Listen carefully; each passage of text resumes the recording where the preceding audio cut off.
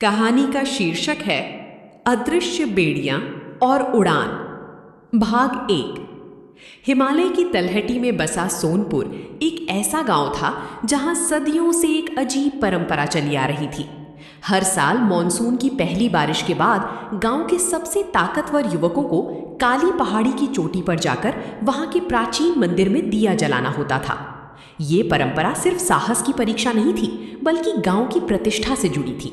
लेकिन पिछले 5 सालों से कोई भी युवक चोटी तक नहीं पहुंच पाया था। रास्ता इतना संकरा, पथरीला और डरावना था कि अच्छे अच्छे शूरवीर बीच रास्ते से ही पैर पीछे खींच लेते थे। इसी गांव में रहता था राघव। राघव दिखने में आम था, न तो उसके पास चौड़ी छाती थी और ना ही पहलवानों जैसी कदकाठी, लेकिन उसकी आंखों में एक अजीब सी चमक और इरादों में गजब का ठहराव था। जब राघव ने इस बार पहाड़ी पर जाने की घोषणा की तो पूरे गांव में ठहाके गूंज उठे। लोगों ने कहा, जब बड़े बड़े सूरमा खाली हाथ लौट आए तो ये दुबला पतला लड़का क्या करेगा? ये वीरता नहीं, मूर्खता है। भाग 2। राघव ने किसी की बात का जवाब नहीं दिया। उसने बस अपने गुरु की कही एक बात याद रखी, वीरता शरीर की ताकत में नहीं, मन की संकल्प में होती है। डर सबको लगता है, लेकिन वीर वो है जो डर के आगे कदम बढ़ाता है। चढ़ाई का दिन आया। कड़कती बिजली और मूसलाधार बारिश के बीच राघव ने अपनी यात्रा शुरू की।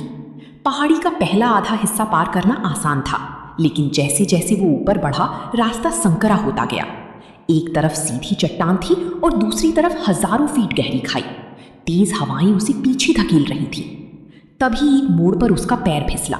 राघव खाई की तरफ गिरा, लेकिन ऐन वक्त पर उसने एक मजबूत झाड़ी को पकड़ लिया।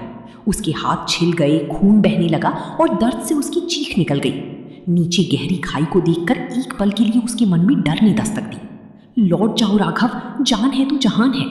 लेकिन तभी उसी गांव के उन बुजुर्गों और बच्चों के चेहरे याद आए जो हर साल इस उम्मीद में बैठती थी कि कोई उनकी इस हार की डर की बीड़ी को तोड़ेगा। राघव ने पूरी ताकत झोंकी और खुद को ऊपर खींच लिया। उसने अपने घाव पर पट्टी बांधी और बिना रुके आगे बढ़ने लगा।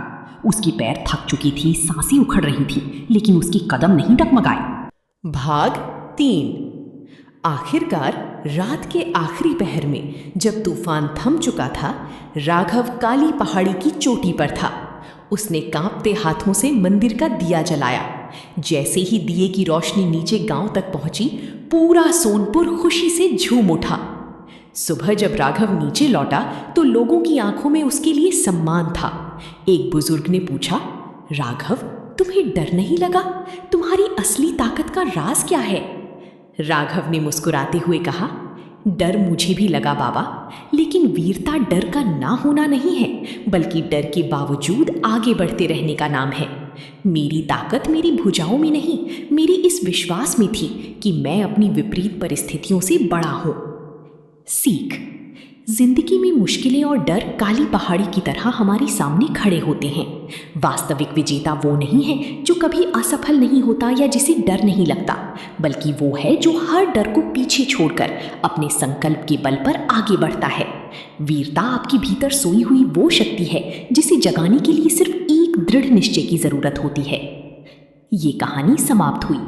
और हाँ, आप कमेंट सेक्शन में ज़रूर बताएं ये कहानी आपको कैसी लगी और साथ ही अगली कहानी कौन सा सुनना पसंद करेंगे।